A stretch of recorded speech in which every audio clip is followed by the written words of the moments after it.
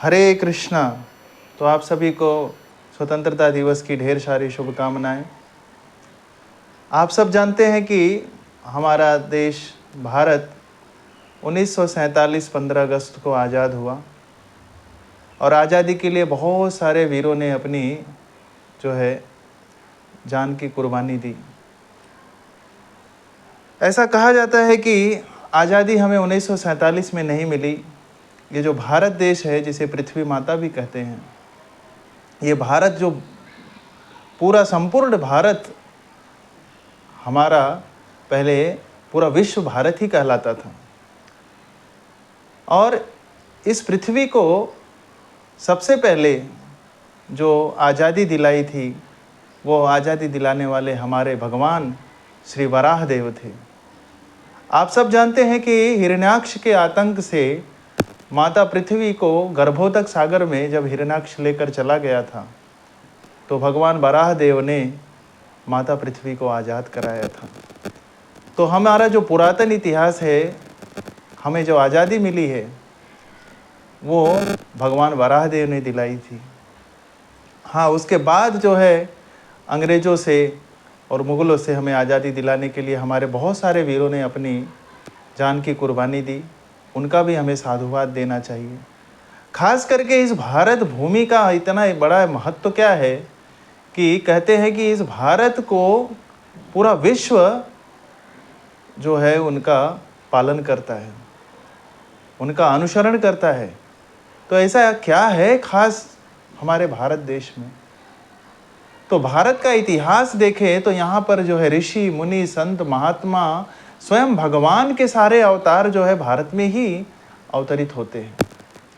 गंगा जमुना सरस्वती कृष्णा कावेरी नर्मदा गोदावरी ब्रह्मपुत्र शिप्रा, जितने भी नदियाँ हैं, महान नदियाँ हैं, महान पर्वत है, मंदार पर्वत है, हिमांचल है, हाँ, विंध्य पर्वत है, महेंद्र पर्वत है, ये सारे पर्वत, ये और जितने भी द्वीप हैं, खास करके जम्बू द्वीप जो कहा जाता है हमारा, ये सब विशाल विशाल जो द्वीप है, इनकी अगर अगाध महिमा हम पढ़ेंगे तो हम समझेंगे ये कोई साधारण वस्तु नहीं है। इसीलिए भारत भूमि ते हैला मनुष्य जन्म यार, जन्म सार्थक करी करे परोपकार। यदि किसी व्यक्ति का जन्म भारत देश में हुआ है तो उसका एक कर्तव्य बनता है कि वो अपने जन्म को सार्थक करे। और जन्म का सार्थकता तब होगा जब वह स्वयं इस बात को समझे कि उसका जन्म किस लिए हुआ है। मात्र आहार निद्रा भय और मैथुन का कार्य करके व्यक्ति अगर अपना जीवन भारत भूमि में बर्बाद कर दे रहा है, तो वो भारत जैसे भूमि, तपोभूमि की महत्व का वो कभी नहीं समझ पाएगा। कहते हैं कि जब विदेश में प्रभुपाद जी गए और वहाँ पर लोगों ने जब कहा कि आप वहाँ से भारत से क्या लेकर आए हैं ऐसा, तो कहते हैं कि प्रभुपाद जी कहे कि आपने सबसे कीमती चीज़ कोहिनूर हीरा तो चुराया, मगर उससे भी बड़ी कीमती चीज़ आपने नहीं ले आई, और वो है भगवत गीता। भगवत गीता का संदेश जो भगवान ने स्वयं अर्जुन को सुनाया। तो हमारे जो शास्त्र हैं, वैदिक शास्त्र जिनके द्वारा ये मनुष्य जीवन हमारा सार्थक बनता है, वो एकमात्र केवल भारत भूमि है। यहाँ पर संस्कृति जो बचपन से सिखाई जाती है, कोई विश्व में ऐसा देश नहीं है जहाँ पर किसी को संस्कृति सिखाई गई हो। एक बच्चे का कर्तव्य क्या होता है, एक स्त्री का कर्तव्य क्या होता है, एक पिता का कर्तव्य क्या होता है, एक पुत्र का कर्तव्य क्या होता है, एक वृद्ध का कर्तव्य क्या होता है। यहाँ तक कि ऐसे देश जिसमें गाय को भी माँ का कहकर संबोधित किया जाता है, वृक्ष की भी पूजा होती है, पीपल बरगद जैसे वृक्ष को जल दिया जाता है, अभिषेक किया जाता है, सूर्य भगवान को अर्घ दिया जाता है सुबह उठकर, और मातृदेवो भव पितृदेवो भव अतिथि देवो भव ऐसा कहकर संबोधित किया जाता है। ऐसा कोई देश है? इसलिए इस देश की महिमा को हमें समझना होगा। वास्तव में ये देश की अभी दुर्दशा हो चुकी है कि हम भारत भूमि में जन्म लेकर पाश्चात्य जगत की नकल करके अपने जीवन का दुर्भाग्य उत्पन्न कर रहे हैं और दुर्दशा की तरफ हम अपने जीवन को लेकर जा रहे हैं। तो एक मात्र हमारी आज़ादी तब होगी जब हम अपने जन्म मृत्यु के चक्र से अपने आप को बचा पाएं। वही हमारी वास्तविक आज़ादी होगी। ऐसा नहीं कि हम केवल 15 अगस्त को झंडा फहरा कर विजयी विश्व तिरंगा फहरा, झंडा ऊंचा रहे हमारा, इतना केवल गाए और इसके बाद हम लड्डू खाए और घर पे जाके सो गए, कुछ देशभक्ति के गाने बजाए दिए तो हमारा जो है देश आज़ादी हमने मना ली। ये आज़ादी का जश्न नहीं मनाए, इस तरह से मना सकते हम। हमें इसे समझना होगा, ये हर एक व्यक्ति का कर्तव्य है।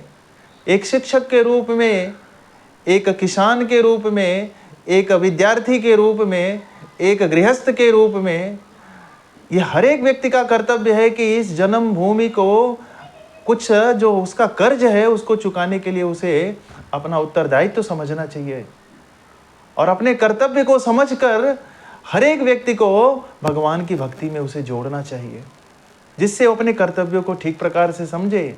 सहनशीलता, करुणा, दया और लोगों के प्रति उपकार की भावना, कृतज्ञता की भावना, ये सब जब तक व्यक्ति के अंदर उत्पन्न नहीं होगा तब तक व्यक्ति जीवन के मूल्य को नहीं समझ पाएगा और भारत जैसे भूमि की संस्कृति को नहीं समझ पाएगा। आज ऐसी दशा हो गई है कि भारत में जन्म लेकर लोग विदेश में भाग रहे हैं। मात्र किस लिए? सिर्फ धन के लिए। धन उपार्जन करना है उनको, धन ज़्यादा चाहिए, संस्कृति से कोई लेना देना नहीं है उनको। आप समझ सकते हैं जो संस्कृति आपको भारत में सीखने को मिलेगी, जो संस्कार आपको भारत में सीखने को मिलेगा, वो कोई भी अन्य देशों में आपको नहीं मिलने वाला है। लेकिन इसकी अगाध महिमा को हम जानकर नहीं जानकर हम विदेशों में जा रहे हैं केवल धन उपार्जन करने के लिए। संस्कृति संस्कार से हमें कोई लेना देना नहीं है। लेकिन बाद में जब हमारा समय निकल जाता है, हमारी संस्कृति हम नहीं सीख पाते हैं, संस्कार हम नहीं दे पाते हैं बच्चों को, तब हमारी दुर्दशा होती है।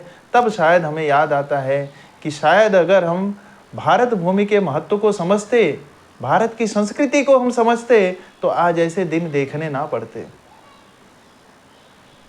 गंगा, जमुना, सरस्वती ऐसी महान नदियाँ जो पहले देवलोक में बहती थी, ब्रह्मलोक में बहती थी, सत्यलोक में बहती थी, ध्रुवलोक में बहती थी, वो लाने के पीछे महाराज भागीरथ ने कितनी तपस्या की और उसके बाद उसका अवतरण करके यहाँ पृथ्वी पर लाए, जिसके स्नान करने मात्र से व्यक्ति के करोड़ों करोड़ों पाप नष्ट हो जाते हैं, करोड़ों करोड़ों रोगों से मुक्ति हो जाती है। यह नदी केवल विरला ही पाई जाती है, वो भी भारत देश में।